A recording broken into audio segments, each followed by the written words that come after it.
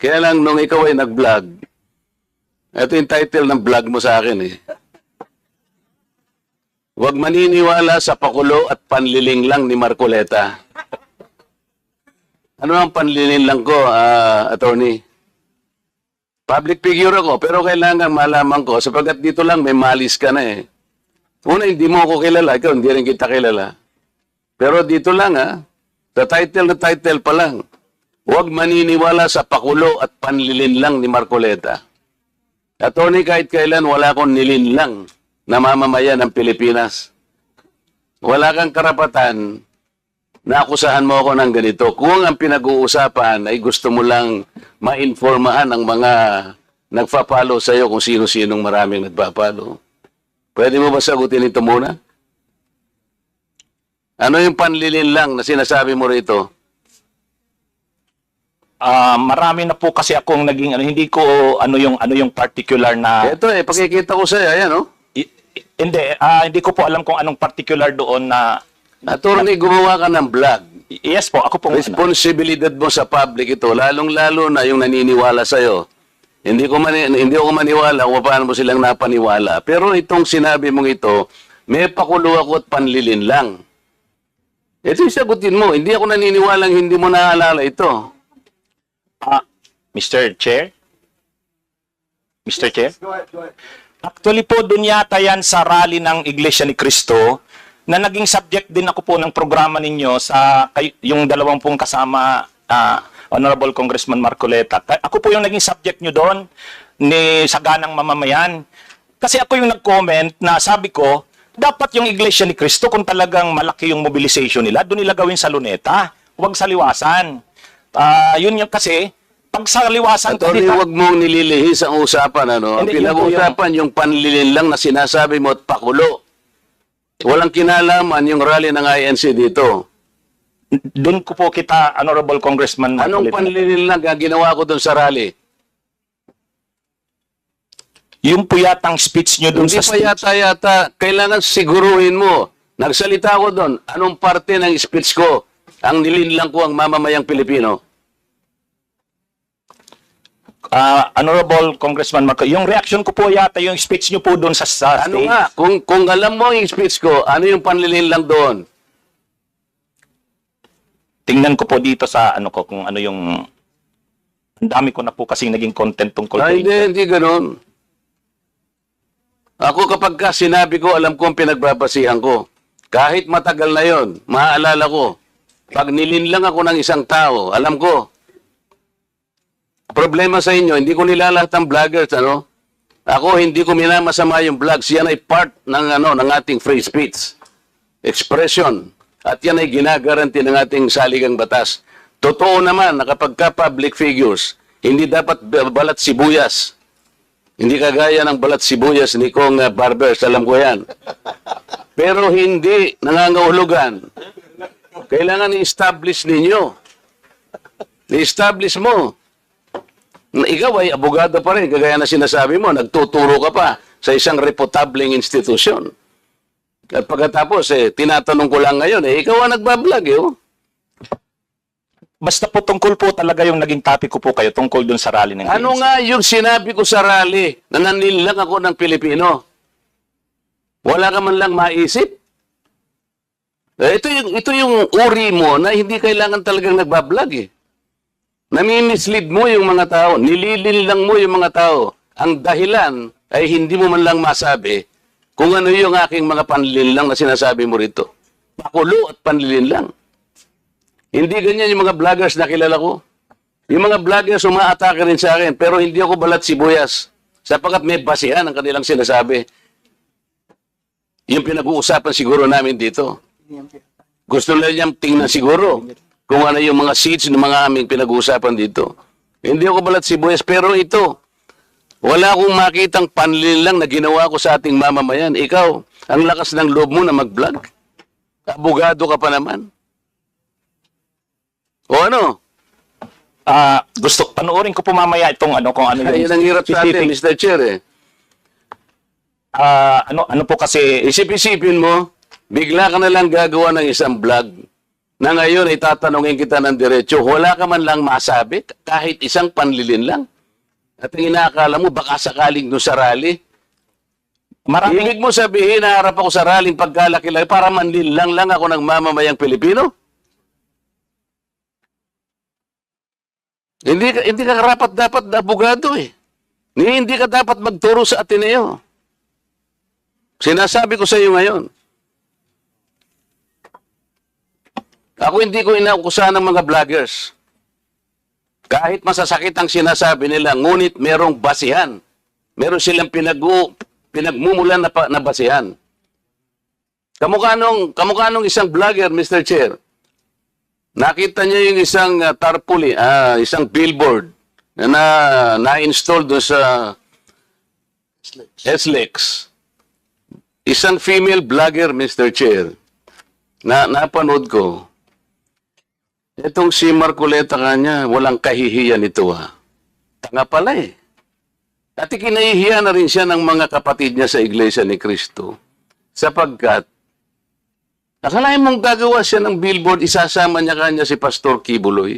Hindi ba niya alam na si Pastor Kibuloy ay ganyan. So, kinakailangan, Mr. Chair, na sagutin ko. Ang pagkakasabi ko lang po na sagutin ko, miss ka ako, hindi kita kilala, pero medyo nasaktan lang ako, pero nandun na lang, pagpapasensyaan na kita, sapagat ako ay public figure.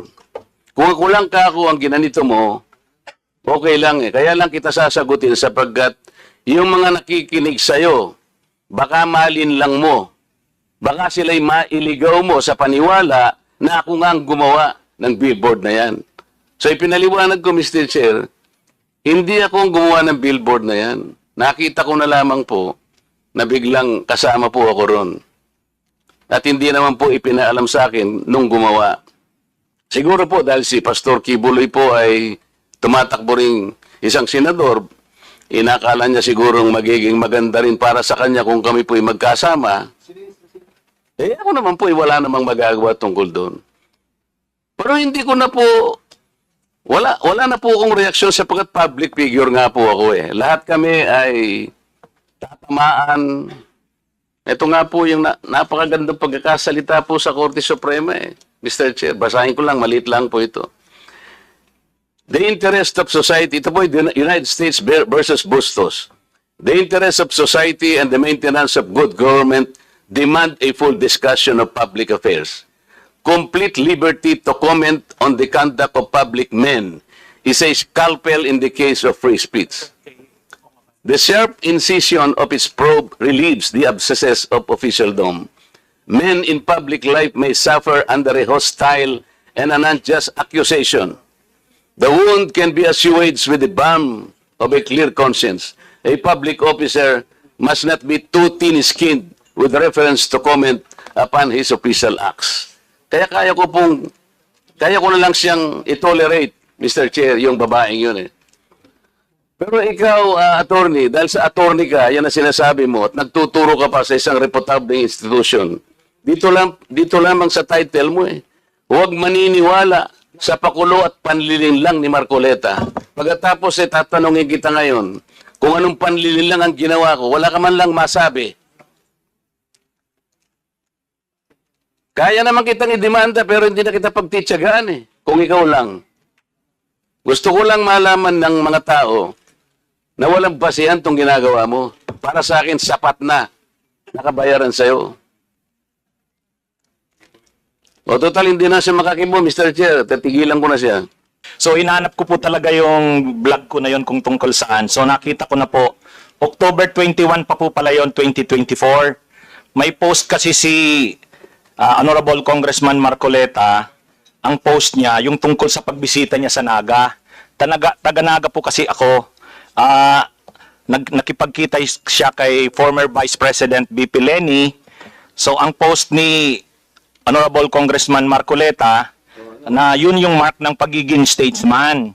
Kasi siya, hindi siya kay Duterte, kay Marcos, kay Leni, para sa kanya unity. So yung topic ko, huwag padadala sa pakulo at panlilinlang ni Anong Marcoleta. panlilin lang doon? Yun nga po, explain ko yung sinabi ko. Kasi opinion ko po ito. Sabi ko, Oo nga, hindi panlilin lang yon. ay, Nakipag-handshake ako. kaya nga, ang At sabihin sinabi ko lang, ko, unity begins. sabihin ko lang po handshake. yung sinabi ko doon sa vlog ko. Hindi, panlilin lang ba yun? Ang sabi ko lang po, kasi kanina po, tinatanong ako tungkol doon sa vlog ko na yon. Hindi ko talaga maalala sa dami ko ng vlog. So, binasa ko po, pinanood ko. So, tungkol po yun sa post ni Honorable Congressman Marcoleta. Sabi niya, reading from netizens, reactions on my brief and casual meeting with former VP Lenny. After my trip to Sipokot, I now realize how really divided our people are. Reaching out to all our leaders can also be personal. Our ability to show our humanity beyond the realm of political. How else are we able to exemplify the true meaning of statesmanship if you refuse to extend your hand to all who wants to grasp it? I believe unity always begins with the handshake. Tapos may picture siya, kasama niya sa PBBM, si Duterte, si Lenny, si Sara. Ang reaksyon ko doon, sabi ko, wag tayong padadala doon sa pakulo na yon at panlilang na. Kasi sabi ko, ang totoong statesman, ang paninindigan niya para sa bayan. Hindi ko nakita kay Congressman Marcoleta na ang mga paninindigan niya sa issue ay para sa bayan. So honest opinion ko po yun. Yun po yung ano ko. Hindi po ako doon, hindi po malicious yung ano ko, yung intention ko doon. Mr. Chair, may I react? Marcoleta, now you have the floor. Pinutol mo lang, attorney. Ang kasunod nun, alam mo, tingnan po ninyo yung record ni attorney ni Congressman Marcoleta. Siya yung nagsara sa ABS-CBN. Ang yabang-yabang niya. Yes. Isip-isipin mo, sasabihin mo sa akin, you do not even know the issues. Attorney, alam mo ba yung issue sa ABS-CBN? Yes po. What do you know about it? Mr. Chair. You can reply, Attorney Ricky, please. Mahaba po yung mga issues. Pero ang niraise nyo pong issues doon, maraming hindi binabayaran na tax ang ABS-CBN, may mga properties na in-acquire na illegal yung pagkaka-acquire, hindi binabayaran ng mga workers. So, mainly po yun yung nakita kong niraise yung issues nung pinasara yung hindi binigyan ng renew yung franchise. So, Mr. Chair, ano ang panliling lang doon? Ni hindi mo alam yung Philippine Depositary Receipts, ni hindi mo alam yung corporate layering, ni hindi mo alam yung transfer pricing na ginamit nila para magkaroon tax evasion through Big Dipper. Ni hindi mo alam ang napakarami nun. Pagkatapos, magbibintang ka na, pakulo lang lahat ito, tako'y nanlilin lang. Ano ang binibigay mo sa followers mo, Mr. Chair? Wala kang masabi na panlilin lang eh. Ang sinasabi mo ngayon, opinion eh. Pwede kang humabi ng opinion, attorney ha, kung talagang attorney ka. Pero wag kang mag-chat-chat na ako'y nanlin lang ng mamamayang Pilipino. You want to reply, Attorney Ricky? Yes, Mr. Chair. Ayun, Okay, yun go po ahead. yung, kaya ko po sinasabi na yung ako naninindigan na yung vlogging ko, hindi po fake news kasi opinion ko po yun.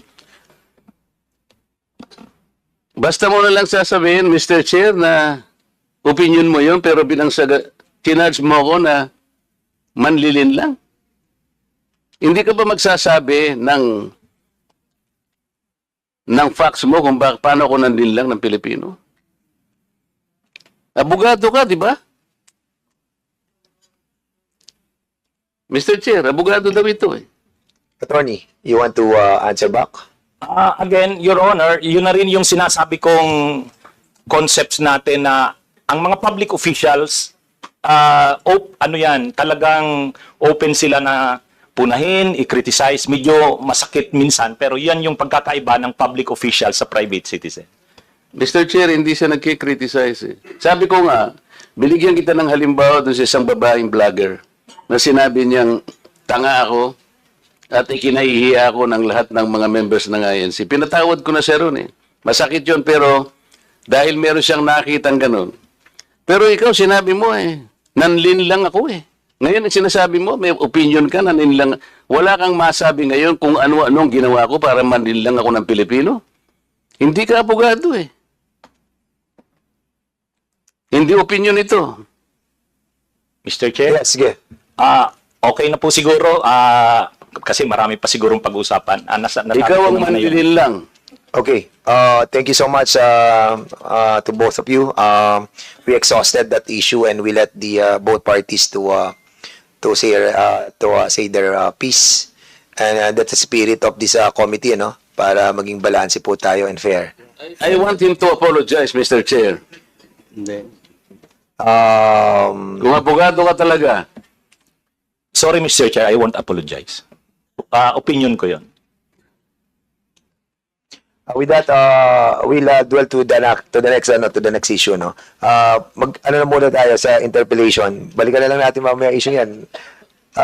Kung ayaw niya mag-apologize, but I think we cannot force him to say sorry about it. Mr. Chair, I move that he be cited for contempt. So there's a motion Peddling to, lies okay. before this committee. So I cannot even answer simple questions kung paano ko nilinlang ang mga Pilipino. We cannot just let people, kahit na ba public figures tayo eh. I give him the chance. okay, 1 minute suspension.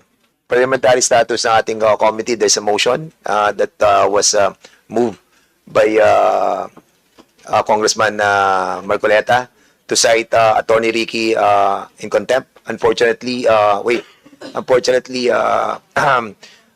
Congressman Rodante Marcoleta is not a member of any of this committee. So he cannot move any motion regarding this issue. I'm sorry, Congressman Marcoleta, because I've been informed that you are not a member of any of the committees. And according sa ating rules, hindi po pwedeng mag Mr. motion. Chair, may I ask my friends in this committee who are well-intentioned enough, and I think they wanted also to protect not only